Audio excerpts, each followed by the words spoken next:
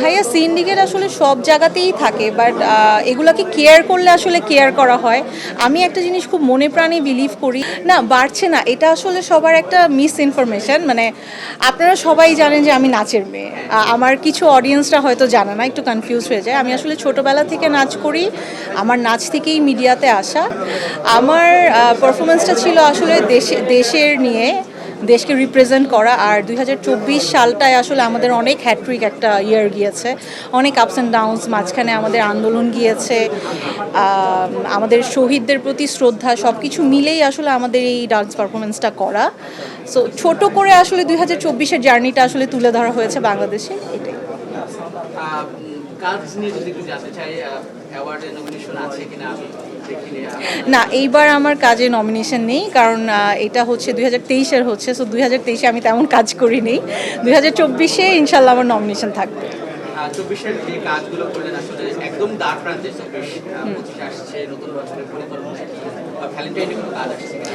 হ্যাঁ, ডেফিনেটলি 24টা আমার জন্য একটু স্পেশাল আমি বলবো, কারণ 24-এ আমার ফার্স্ট ওয়েব ফিল্ম করা হয়েছে।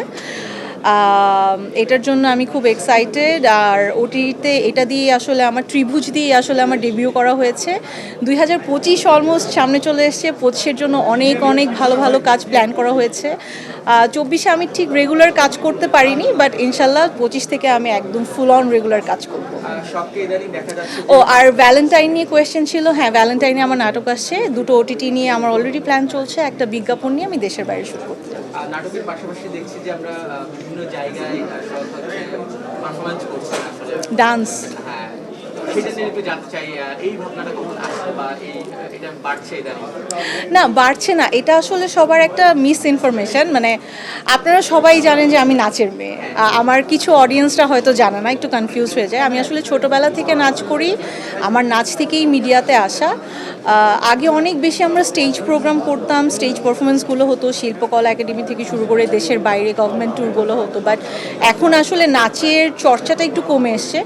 বাট যেহেতু ডিসেম্বর থেকে আবারও অনেক ফেস্টিভ পূর্ণ একটা মাস, তো এই মাসে হচ্ছে কি অনেক আমাদের নাচের পারফরমেন্স হচ্ছে। আর আমি টুকটাক করে ট্রাই করি, যেহেতু মানুষরা আমার নাচটা পছন্দ করে, আমার হঠাৎ করেই মাথায় আসলো যে আমি টুকটুক করে কন্টেন্ট করি, একটু আপলোড করি, সো পিপল ক্যান নো যে অ্যাকচুয়ালি আমি ডান্সার মেয়ে।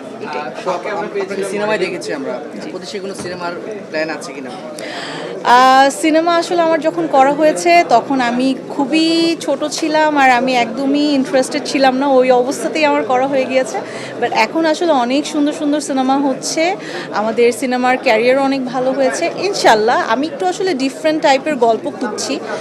সিনেমার অফার আসছে না যে তা না, অনেক অফার্স আসছে, বাট আমি একটু ডিফারেন্ট টাইপের ক্যারেক্টার প্লে করতে চাই, যেভাবে আমাকে কেউ আগে কখনো দেখেনি। দ্যাটস ওয়াই একটু ওয়েট করছি। ডিফারেন্ট বলতে কোনো স্বপ্নের চরিত্র আছে কিনা, যেটা স্বপ্নের চরিত্র না, আমি জাস্ট ট্রাই করছি যে মানুষরা সবসময় আমাকে অনেক গ্ল্যামারাস ক্যারেক্টারে দেখেছে, আমি চাচ্ছি আমার ক্যারেক্টারটাকে একটু ভেঙে, যে আমাকে বেস করে নিয়ে কোনো যদি স্টোরি থাকে, সো ওইটা আমার জন্য অনেক বেশি চ্যালেঞ্জিং হবে। সো আমি চ্যালেঞ্জিং কাজ করতে চাই আসলে। ওয়েব কন্টেন্ট বা ওয়েব ফিল্ম হয়েছে কিনা? আমি একটু আগে বললাম যে হ্যাঁ, আমার দুটো ওয়েব কন্টেন্ট নিয়ে কথা হচ্ছে, ইনশাল্লাহ এটা 2025-এ কাজ হয়ে যাবে। চব্বিশের কথা বলতেন, 24-এ আপনার দেখা গেছে যে 24-এ একটা বিপ্লব হয়েছে, নতুন বাংলাদেশ, সেটা কেমন নতুনদের হাতে তো সব কিছু একটা সময় ছেড়েই দিতে হয়, নতুনরা না আসলে নতুন করে নতুন সম্ভাবনার সৃষ্টি হয় না। সো গুছিয়ে নিতে একটু সময় লাগবে, বাট আই হোপ বেটার কিছু হবে। আমি বাংলাদেশের কাছে অনেক ভালো কিছু এক্সপেক্ট করি, এটাই। এই যে সিন্ডিকেটের কখন শিকার হয়েছেন কিনা, যে বিগত সরকার আমলে যে যারা আপনাদের আর্টিস্টরা ছিল, ডিরেক্টর ছিল, প্রযোজক ছিল, কোনো কাজে কোনো বাধা পেয়েছেন কিনা? ভাইয়া সিন্ডিকেট আসলে সব জায়গাতেই থাকে, বাট এগুলাকে কেয়ার করলে আসলে কেয়ার করা হয়। আমি একটা জিনিস খুব মনে প্রাণে বিলিভ করি, যে আজকে আমি শখ আপনাদের সবার সাপোর্টে, আমার দর্শকের ভালোবাসায়, প্লাস আমারও একটুখানি আমি মনে করি আমি হয়তো বা একটু ভালো কাজ করেছি, যে কারণে আমাকে সবাই অ্যাকসেপ্ট করে নিয়েছে।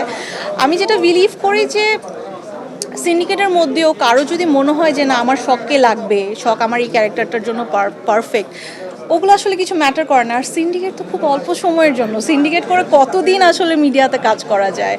আর আমি পার্সোনালি আর্টিস্ট হিসেবে বলবো, আমরা আর্টিস্টরা আসলে ফুলের মতো, এখানে কোনো ধরনের পলিটিক্স, সিন্ডিকেট এগুলো না করাটাই বেটার। আমরা আমাদের কাজের পরিচয় আসলে মানুষের মন জয় করি।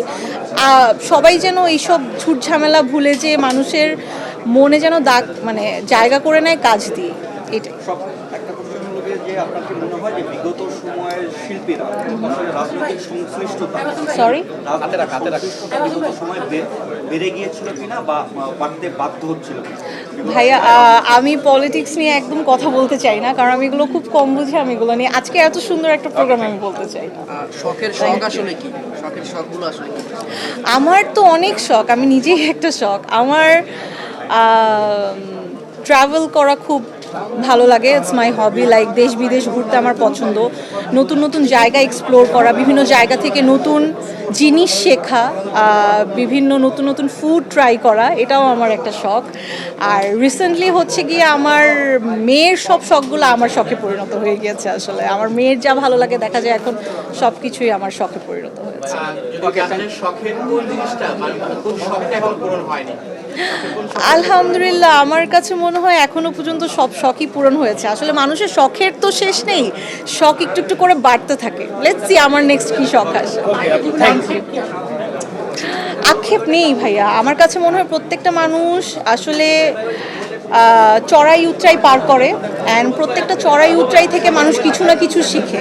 আমি আসলে এমন টাইপের মেয়ে যে কখনো থাকে না কি বলে এটাকে, নিরাশ হয়ে পড়ি না। আমার কাছে মনে হয় যে লাইফের প্রত্যেকটা জার্নিতেই আপস অ্যান্ড ডাউনস থাকবে।